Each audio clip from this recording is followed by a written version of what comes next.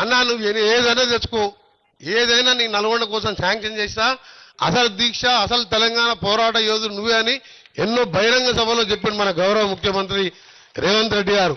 అందుకని ఒకటే మాటిస్తున్నా, నేను నీతి నిజాయితీగా నిప్పులాగా బతికినా, ఎక్కడ ఏవో తప్పు చేసినా, ఎక్కడ ఇన్వాల్వ్ కాలేదు, నేను నా పదేళ్ళు నేను చేసుకున్నా, నా దగ్గరికి ఏ పేదవాడు వచ్చినా ఖాళీ చేతులతో పంపలేదు. ఇవాళ ఈ స్కూల్ని మా ఆఫీసర్లు, మా డిఈఓతో పాటు అందరూ, మా ఆర్డీఓలు అందరూ ప్రతి ఒక్కరు కూడా దగ్గరుండి కట్టించిండ్రు. లోపలికి పోతే నాకు నేను మొత్తం అయినంగానే చూడాలని లోపలికి పోలే.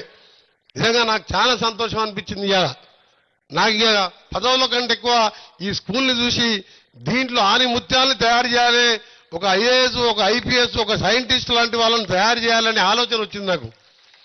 అన్ని వసతులు పెట్టి ఉట్టిగా వేయదు.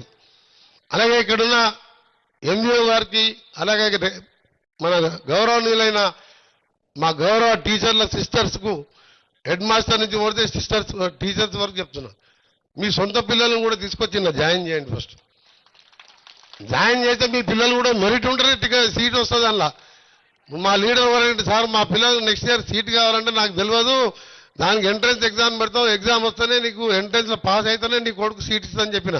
మా బిగ్ టీవీ రమేష్ అడిగిండు, అట్లా ఛాన్స్ లేదు దీంట్లో పైరవులకు అని చెప్పిన.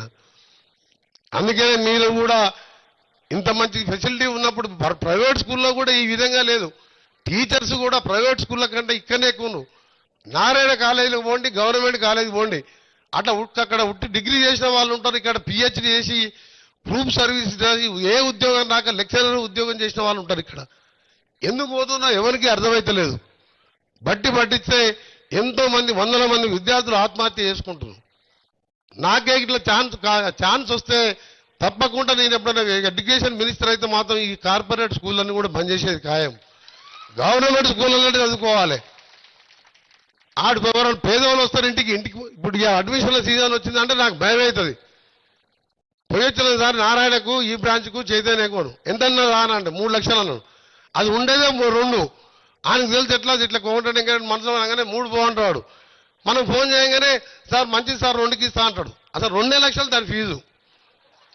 చెప్పుడు 3 చెప్తాడు.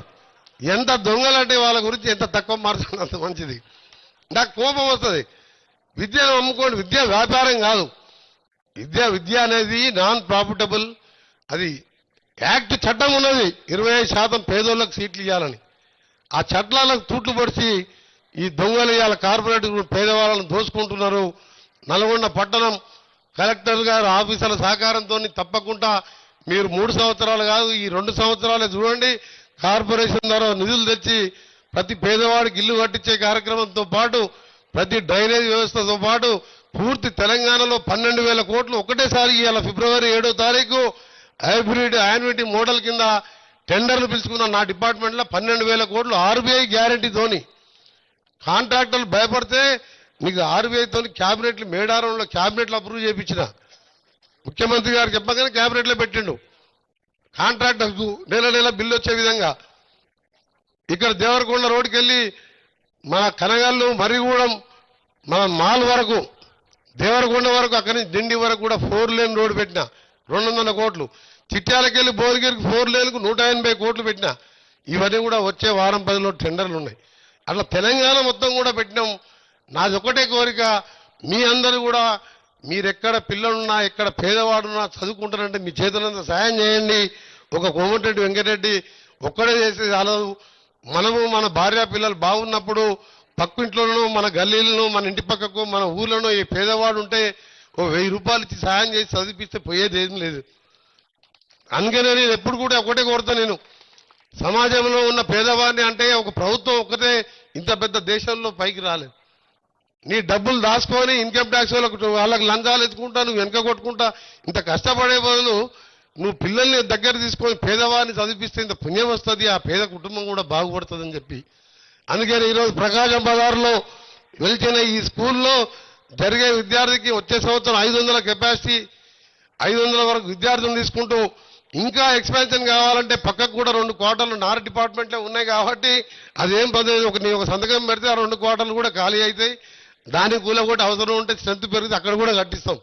కానీ ఫస్ట్ ఇక్కడ 1-2 ఇయర్స్ రిజల్ట్ చూస్తాను నేను. రిజల్ట్లో నేను అనుకున్న విధంగా పిల్లలు ఉత్సాహం చూపుతున్నా, టీచర్లు ఎంకరేజ్ చేస్తున్నా, కలెక్టర్ గారు మానిటర్ చేస్తున్నా.